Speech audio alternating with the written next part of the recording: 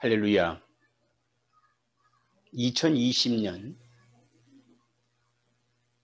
성탄절입니다. 금년 한 해는 우리가 한 번도 경험하지 못한 많은 일들을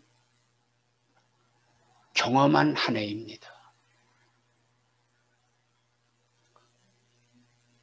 코로나 19이라고 하는 바이러스로 말미암아서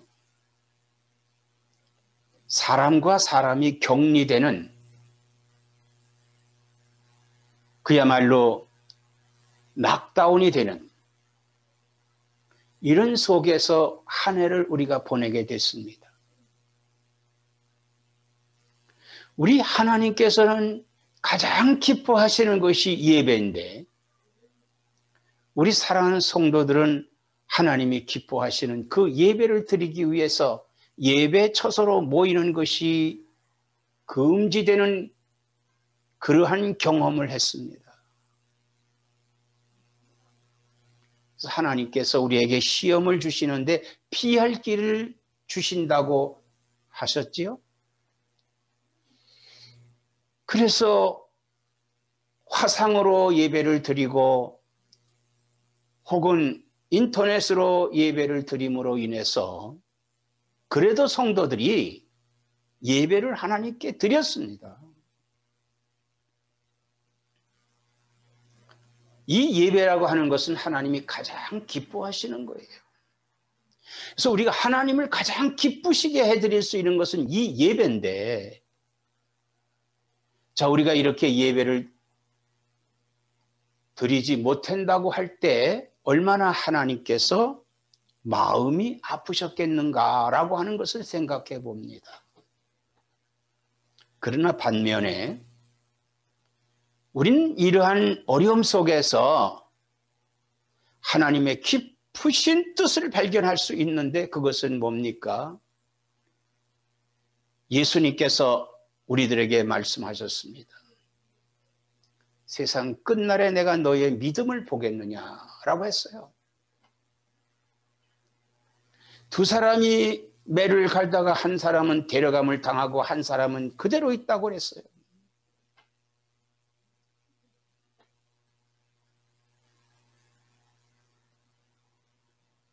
이 세상에 지금 이렇게 어려운 일이 있을 때 드러난 것이 뭡니까?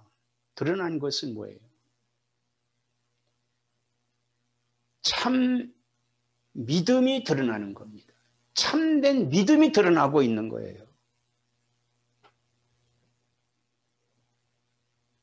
이 어려울 때 우리가 서로 만나지 못하고 우리가 모여서 기도하지 못하고 우리가 하나님 앞에 예배 드리지 못하지만은 그러나 여기서 우리는 참된 믿는 자를 볼 수 있다고 하는 겁니다.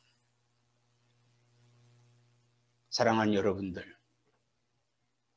성탄절은 예수 그리스도께서 이 땅에 오신 날을 기념하는 날입니다. 예수님이 이 땅에 오신 목적이 뭡니까? 인자가 이 땅에 온 것은 섬김을 받으려 함이 아니요 도리어 많은 사람을 섬기기 위해서 이 세상에 오셨다고 그랬습니다.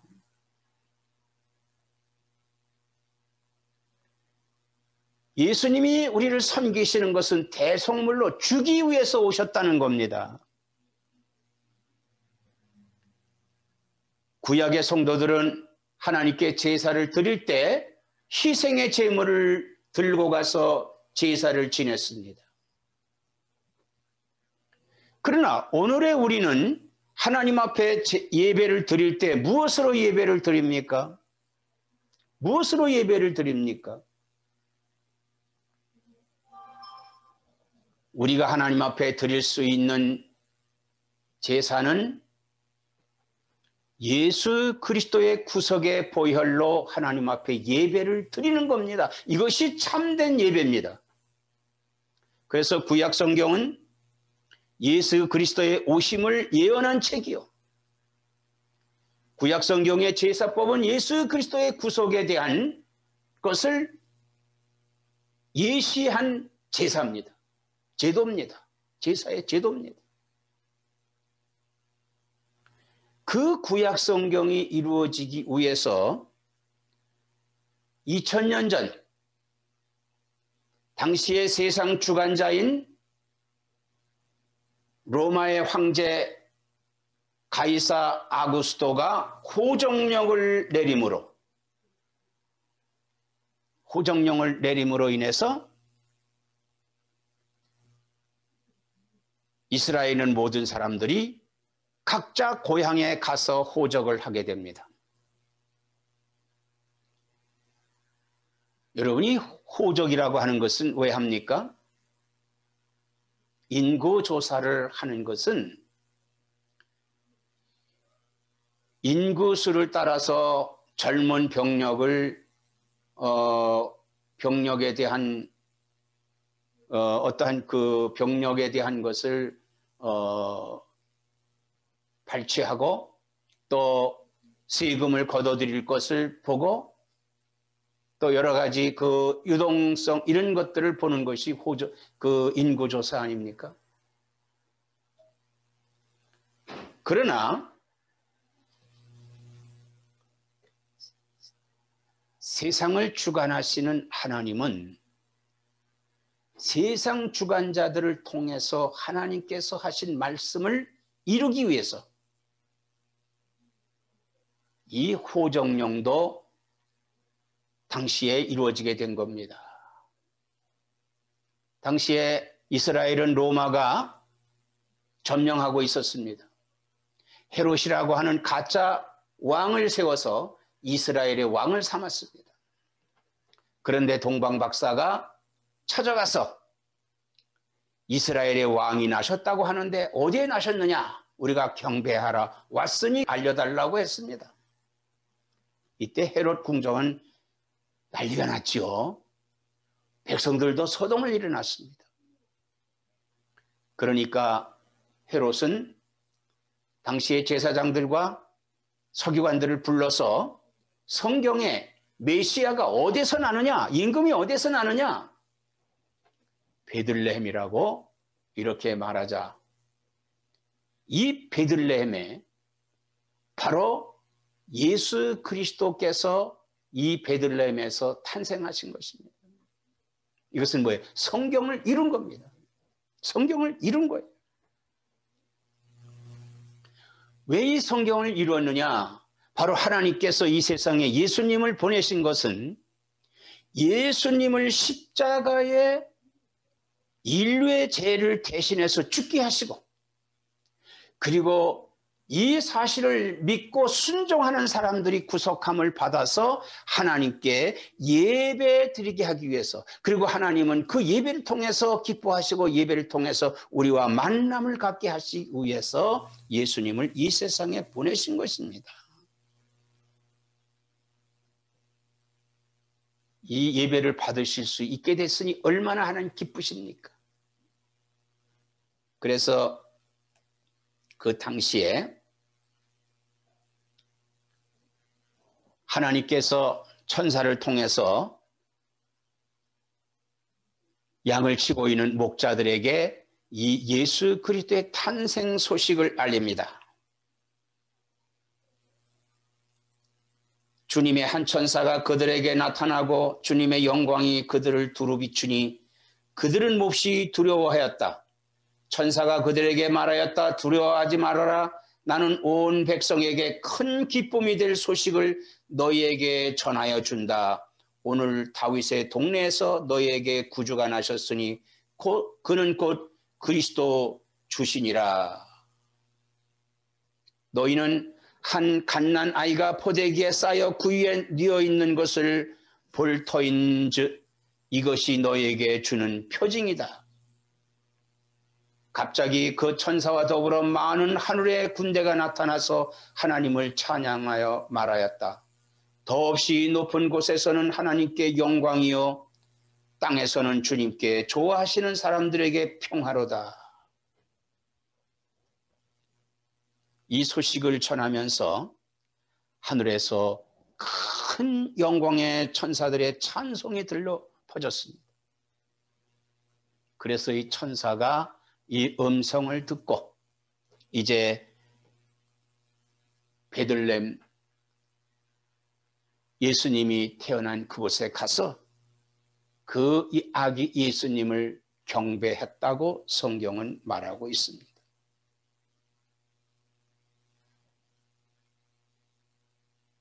하나님이 기뻐하시는 이 예배입니다.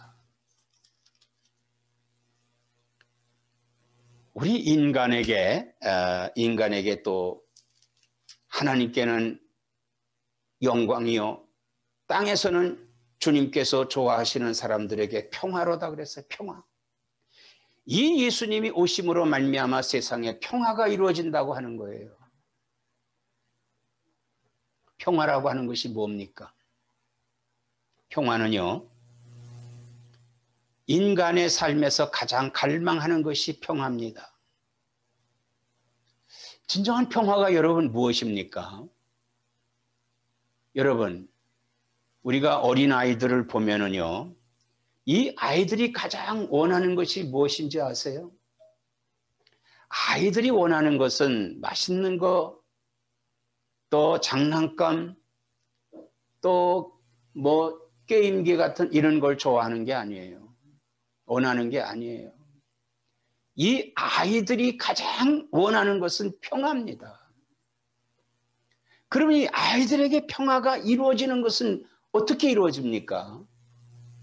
아이의 부모님들이 서로 분위기가 화기애애했을 때 이 아이에게는 놀라운 평화가 이루어지고 행복이 이루어집니다. 그런데 부모가 다투어 보세요. 부모가 큰 소리 쳐보세요. 이 아이들은 불안해하고 평화를 잃어버리게 됩니다. 두 번째, 아이들이 평화가 깨지는 것이 뭡니까? 이웃에서 벌어지고 있는 일들입니다. 이웃에서 벌어지는 다툼과 이웃에서 벌어지고 있는 협박과 이웃에서 벌어지고 있는 도전, 이런 것들을 통해서 이 아이들이 평화가 깨지는 거예요. 세 번째는 뭡니까? 국가가 아이들을 억압하고 아이들에게 무거운 짐을 지게 하고 기근과 또 가난과 뭐 여러 가지 질병과 또 여러 가지 전쟁, 이런 걸 통해서 아이들은 평화를 잃어버리는 겁니다. 사랑하는 여러분, 이 평화가 깨어지는 것이 뭡니까? 미움 때문이지요. 미움이 어디에서 옵니까? 조그만 이권. 부부가 서로 다투는 원인이 뭡니까? 이웃이 다투는 원인이 뭡니까? 국가와 국가가 다투는 이념이 이게 뭐 이유가 뭡니까? 이권이죠.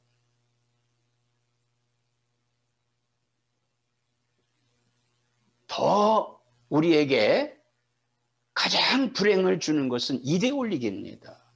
이데올리기. 이 메시아가 탄생할 때 사람들은 얼마나 황당한 상황 속에 살고 있었습니다. 나라를 잃었죠. 여러 가지 경제적으로 어려움이 오고 있죠. 또 자기에게 오는 억압된 그런 생활 속에 있었습니다. 오늘날과 그렇게 좋게 비교될 수 있는 그러한 상황에 있었습니다.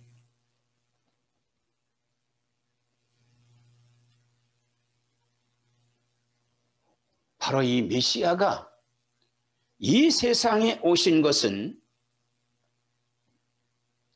이러한 사람들에게 평화를 주시기 위해서 이 땅에 오신 것입니다. 가난하게 천한 강보에 쌓여서 말 구유에 누우셔서 이 세상에 오셨습니다. 빈부의 격차가 심하고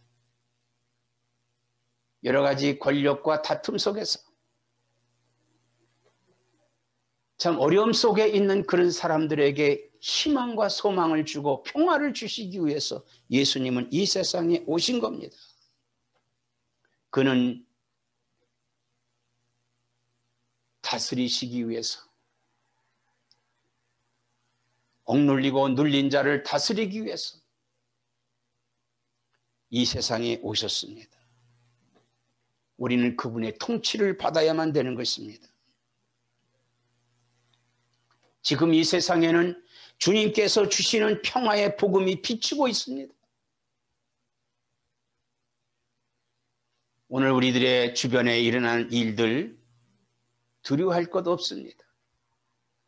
나의 피난처가 되시고 그리고 나를 통치하시는 그 주님께 모든 것을 의지하고 맡길 때, 만날 때 우리는 이 땅에서 소망을 가질 수 있는 것입니다. 지금 이 세상은요, 모든 것이 드러났습니다. 믿음이 있는 자, 믿음이 없는 자, 악한 자, 선한 자, 거짓말하는 자, 다 드러났습니다. 이제 어디를 우리가 따라가야 됩니까? 우리가 이제 갈 길이 보여졌습니다. 나는 길이요 진리요 생명이니 나로 말미암지 않고는 아버지께로 올 자가 없느니라고 하신 그 예수 그리스도를 향해서 믿음을 붙들고 승리하시는 나와 여러분 되시기를 주의 이름으로 축원합니다.